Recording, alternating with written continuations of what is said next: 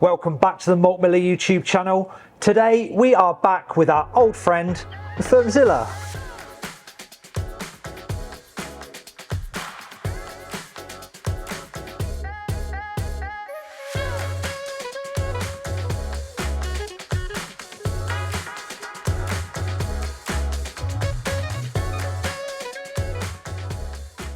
Way back in April, we brought you a video where we had built a FermZilla that we felt was kind of the ultimate FermZilla. It had all the accessories we wanted at that point, right, Rob? Exactly. Right at the end of the video, this is what we ended up with. We'll link the video down below just in case you've not seen it, but we go through all of the accessories from top to bottom. Yeah, and in that video we talked about the heat wrap, we talked about the RAPT temperature controller, the hot bong, and all of these accessories we've since then used on a number of occasions, and they're proved now to be so useful. Actually, it makes the unit at what is actually a really low price point for what it's doing.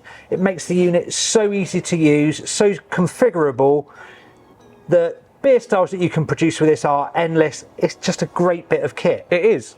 But since then, it's been summer. Yeah, and that's kind of thrown up a few things for us, right? And made us think about, actually, did we jump the gun a little bit when we said that it was the ultimate FermZilla? And I think on reflection, maybe we did, just a touch. So with it being the summer, we've obviously been brewing in this. It's fantastic, it's proved its worth. But we have had to, when it comes to cold crash, pick it up, move it, and go and put it in one of our cold stores, which kind of gets in the way for the team and sometimes a bit awkward, and just carrying it around, right? Exactly that, and also not everyone's got a massive cold store at home. We've got the luxury of that here at MaltMiller. Yeah. So we need another solution. Yeah, and actually, you know, you could put this into a larder fridge, but again, a larder fridge takes up a lot of space for one fermenter.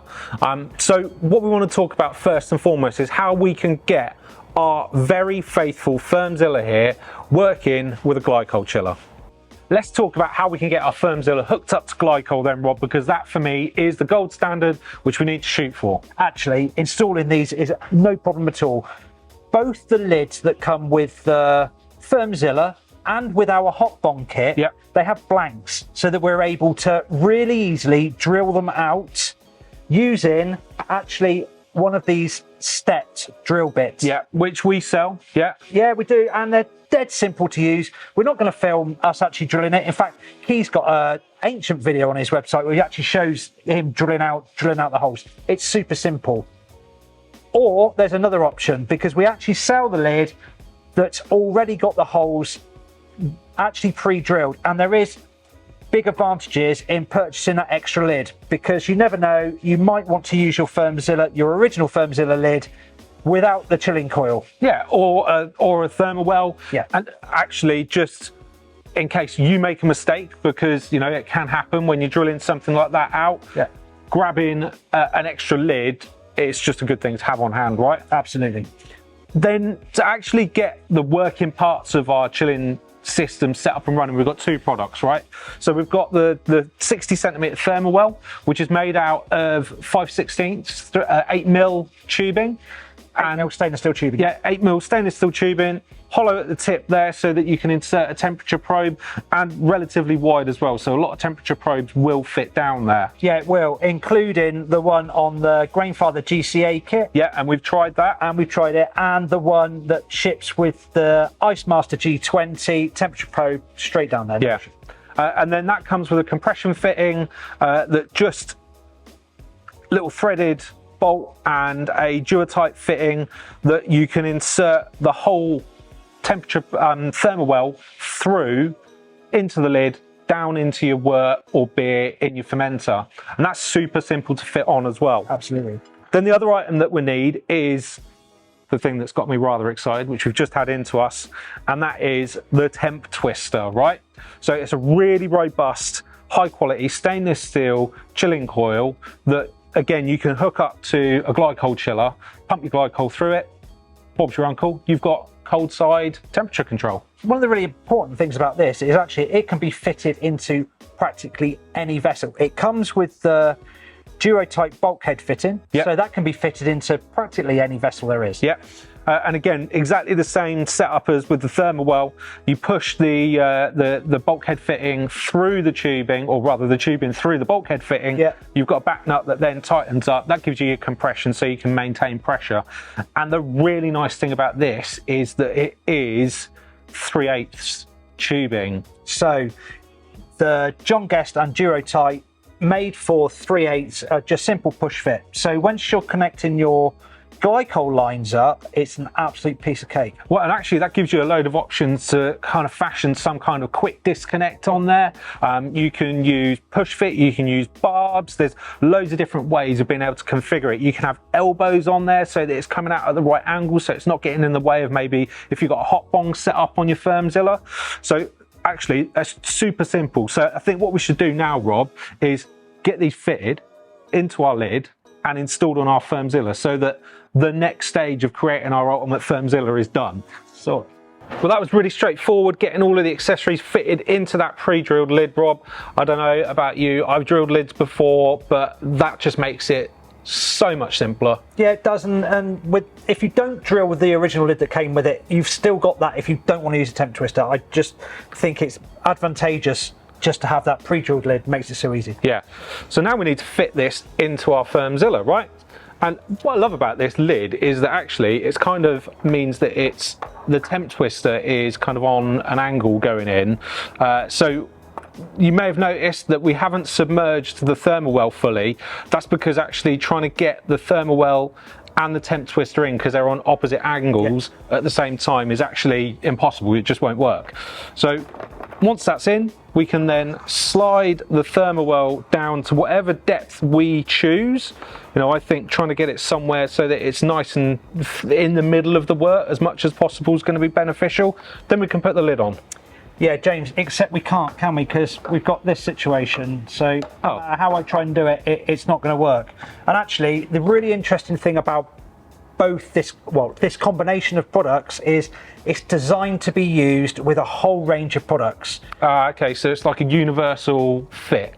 Something out of the kegland sphere, or such as a plastic bucket, or something that's bigger than this, so a FermZilla, a 60 litre all-rounder perhaps, or a 55 litre triconical. This will work with both. Yeah. So in effect, if we're going to use them at the length that they are at the moment, we must remember to put the collar on before the thermal well. Right, okay, so what we could do is pull it straight back out again. Take the thermal well all the way out. James, we can't put the collar on with the carbonation caps on either. Let me take off the gas side. There you go. Try now. I'm happy with that, James. That will now go on. There we go. Gas side carbonation cap goes on, and we have to remember that we're trying to fit a lot into kind of a tight space there, so there may well be a couple of little things you've got to learn along the way. Right. Thermal well can go in again. Yeah, the other thing to note here is I would be quite nice and gentle by pushing that in, because obviously we've got quite a thin tube and this is a pet. Yeah, we don't want to bosh it right through the side of the fermenter. No, we really don't. No. Okay, so that's all kind of set up, but what if I wanted to kind of adapt this? How could I set this up so it maybe is a little bit more manageable and doesn't look like a game of Kaplunk? It does. Tube cutters. Yeah. So these really handy. Actually, it's a handy DIY tool to have at home anyway. Yeah. It's a mini tube cutter. They are so easy to use. You can just cut the tubes at whatever length suits your particular setup. Yeah, dead cool. easy. And then, as we've said, with both of these, if you wanted to, you could fit John Guest fittings, Duo-type fittings onto them to adapt it in any which way you want. Okay, so the last thing we need to do to finish our lid assembly up here is get the hot bong back on. Let's see if we can get that in there as well, Rob. Yeah, look, this is a bit tight up here. There's a lot, if you think about how much there is going on in this cap. There's a lot. There's a lot going on. Yeah. There we go. Right, I'll hold this. You do your magic with that tri-clamp fitting. Yeah, I'll tell you what, James, we were talking about this is tight in space, and it is tricky. Yeah. You're going to want a mate to help you do this. Or a child to just hold the hot bong, right? It is perfectly doable, and actually putting the hot bong on before you've got the thermowell inserted, Yeah, would equally be a good idea. Yeah, okay. But that's why we're doing it. Yep, so you learn from our experiments, mistakes. Okay. Right, we're now done up. That's Nice. And there's still clearance on there for us to get disconnects on. Yeah, that would be my worry about doing up the clamp in the wrong position, so you then can't get a disconnect on. Yeah, okay. Well, look, that is heating and cooling setup. We've got our floating dip tube in there as well. So really, this is ready to kind of crack on and get some beer into, right? Because what we could do in this instance is get this all set up before brew day or during brew day, and then feed our wort in through the top of the hot bong. Absolutely, yeah. No, actually the aeration of that would be really nice. Yeah. One further tip, because I was thinking actually it'd be nice if that floating dip tube just fitted down through the coil, but then it can't float, so that might look better, and it might be like the reasonable thing that you want to do, but yeah, that's not going to work either. No, because it would be a dip tube. It would. Yeah, a stuck dip tube. So I can't wait to give this a go, Rob. We've even added some John Guest fittings on here. We've got some 3/8 couplers, some elbows, and then some barbs. So just push it straight onto glycol lines. Yeah, and even actually, you could put a 3/8 shut-off valve on there, so you can actually turn the glycol off, so you don't have glycol leaking out of your coil. Yeah, which would be amazing. We even talked about whether there's a way to fit like a 3/8 disconnect from a keg onto these. Yeah, that would be a super neat solution. Yeah. That would make it so easy. Yeah, because then you use carbonation caps on your glycol lines. You've got a really simple, quick disconnect set up there. Yeah, absolutely. So there's loads of adaptations for this. But before we finish off and say that we've completed our ultimate FermZilla, there's something that you are incredibly passionate about, which we've talked about in all of the videos where we feature PET fermenters.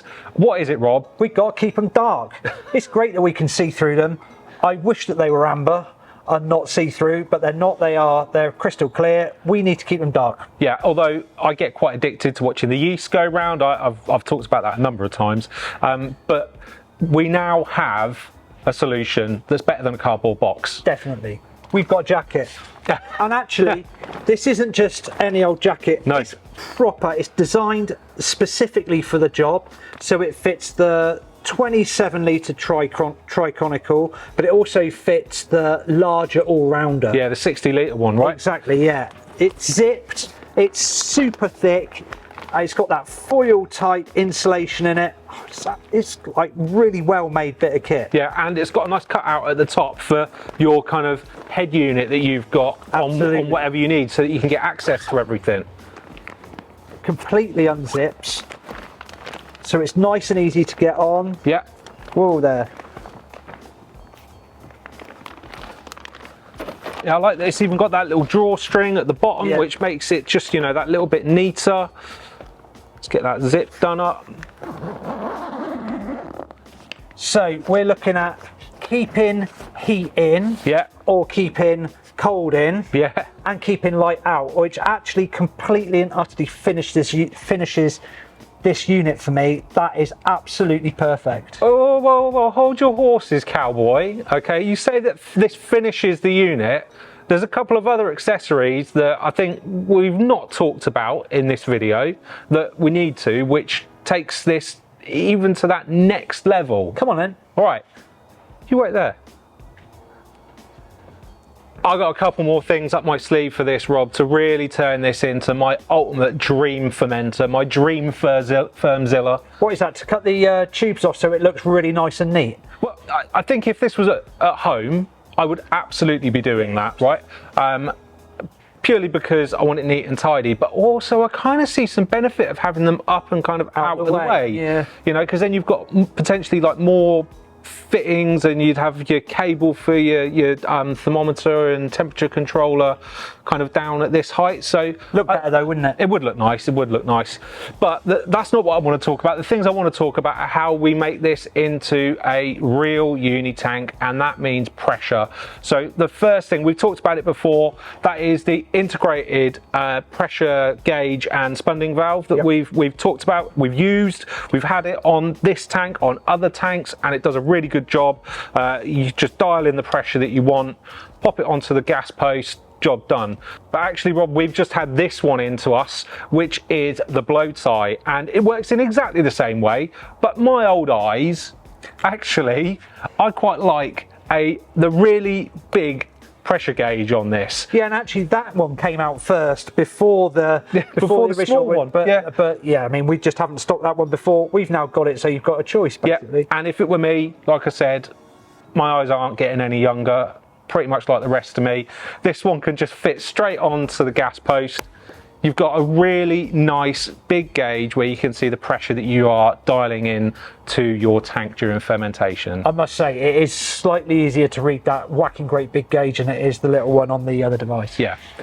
There is one last thing, and we've talked about these before. I love them. It is the RAPT pill. That's not just a RAPT pill though, is it? No, it's the new one, right? It's The the new rechargeable one. I mean, they're both rechargeable, Rob, but this one is rechargeable via wireless. Yes. So you can charge this using a Qi charger, you know, like you would your mobile phone. We actually sell the Kegland one that's specifically for this. Handy thing, you can also charge your phone on that. Yeah. So during brew day, if you've got a wireless charging phone, you can leave your phone on charge in the brewery when you've charged your RAPT pill. It works in exactly the same way as the RAPT pill. We've covered that in a load of detail before.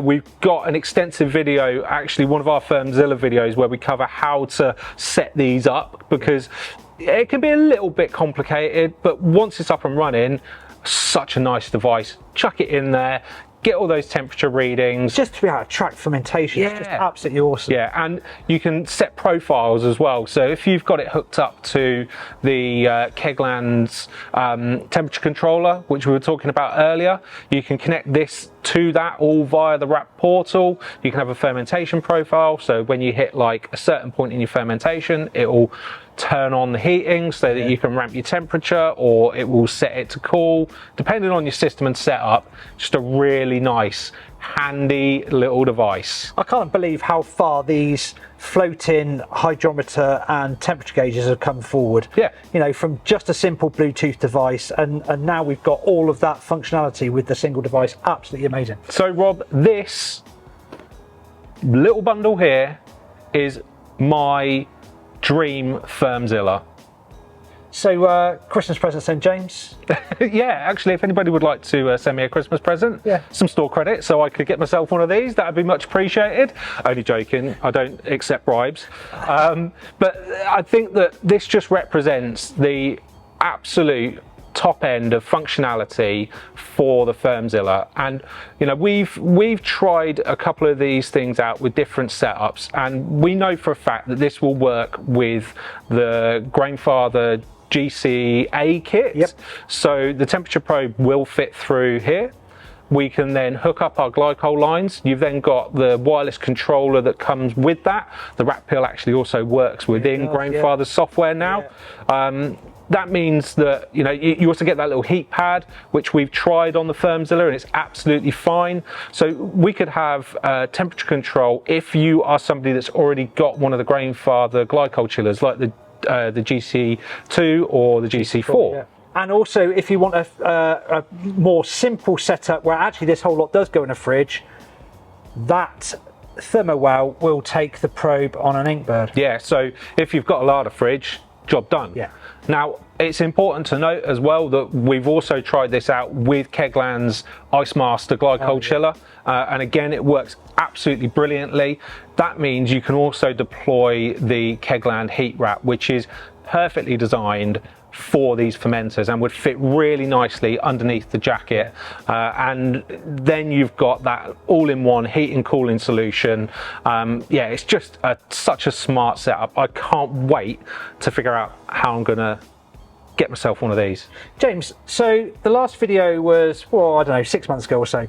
Can't wait to see what we're going to have in 6 months, and also the tales that we can tell about actually using this exact setup over the next 6 months. Going to be fantastic. Now it's over to you at home. Again, if you've got this set up already, or you think there are further accessories that could turn what we think is the ultimate FermZilla into, I don't know, like the kind of top tier boss level FermZilla, we'd love to hear about it in the comments down below. So just drop us a comment. We'd love to read that. We will come back to you. Don't forget, we've got stacks of content on our YouTube channel, so like and subscribe to our channel. And obviously you can also follow us on Facebook, Instagram, Twitter and X.